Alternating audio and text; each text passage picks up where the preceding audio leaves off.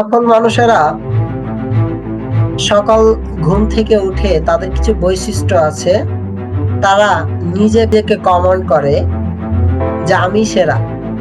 আজকে সারাদিন যে কাজগুলো করব, এই কাজগুলো সবচাইতে সেরা, অন্যদের চাইতে সেরা হবে এবং আমার এই ধারাবাহিক কাজের ফলে আমি সাফল্য অর্জন করব।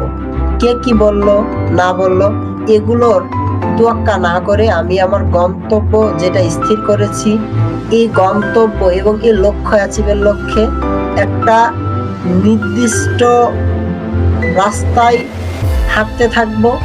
অনেকে অনেক কথা বলবে, তাদের কথা শুনবো, কিন্তু এর কথার কখনো উত্তর দিব না। আমি হাঁটতেই থাকবো। আমার যখন সময় হবে, সময় তাদেরকে কথার জবাব দিয়ে দিবে। সাফল্য সেটাই যেটা সময়ের সঠিক জায়গায় সঠিক রেঞ্জে যে অন্যকে জবাব দেয়। তাই আমরা ধৈর্য ধারণ করব, আমরা আমাদের গন্তব্যের ওপর বিশ্বাস রেখে, নিজের প্রতি বিশ্বাস রেখে এগিয়ে যাব।